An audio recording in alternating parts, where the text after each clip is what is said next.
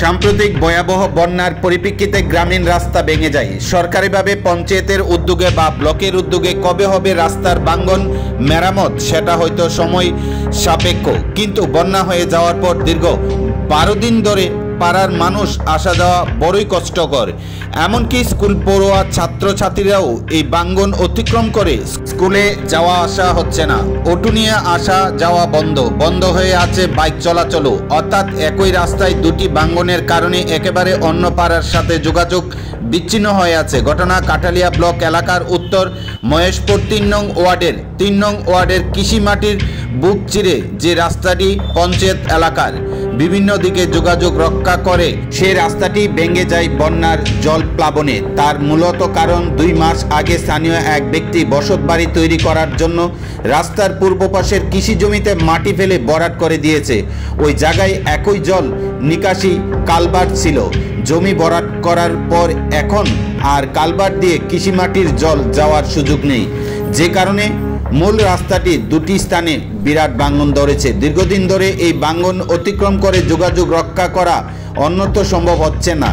সেই কারণে 3 নং ওয়ার্ডে বাসিন্দা সুমন বৈদ্য নিজ খরচে শ্রমিক রেখে রাস্তাটি আপাতত বস্তা ভর্তি মাটি ফেলে চলাচলের উপযোগী করে তোলার চেষ্টা চালাচ্ছে, আর তাতে হাত বাড়িয়েছেন স্থানীয় এলাকাবাসীও। বুধবার বিকেল 4:30 এলাকার জনগণ দ্রুত প্রশাসনের দৃষ্টি আকর্ষণ করছেন এই রাস্তাটি সংস্কার করার। এখন দেখার বিষয়, সংবাদ পরিবেশিত হওয়ার পর প্রশাসন উক্ত বিষয়ে কি ভূমিকা গ্রহণ করেন সেদিকে তাকিয়েছেন এলাকাবাসী।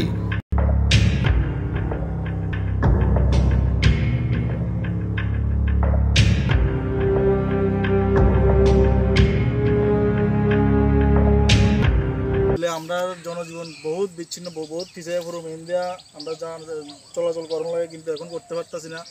কিন্তু সুমনদা একটা সহযোগিতা কারণে আমরা সবাই আবার পুনরায় এই চলাচল করতে পারবো। স্কুলের ছাত্রছাত্রীরা কেমন যায়, ছাত্রছাত্রীরাও যাইতে পারবো, এই আর কি। বড় কালভারের প্রয়োজন, কিন্তু আমাদের সুমনদা সাংঘাতিক বন্যা পরিস্থিতিতে আমাদের রাস্তা ভেঙে গেছে গা, তার কারণে আমাদের পাড়ার সুমন বৈদ্য নিজের আর্থিক টাকা খরচ করে ওখানে রাস্তা ঠিক করতেছে। বন্যার মধ্যে রাস্তা ভেঙে গেছে গা, এখন এই রাস্তা পুনঃসংস্কারের দাবিতে আমরা সুমন বৈদ্য নিজের আর্থিক টাকায় খরচ করে এই ড্রেন পুনঃসংস্কার করতেছে আবার, এই আর কি।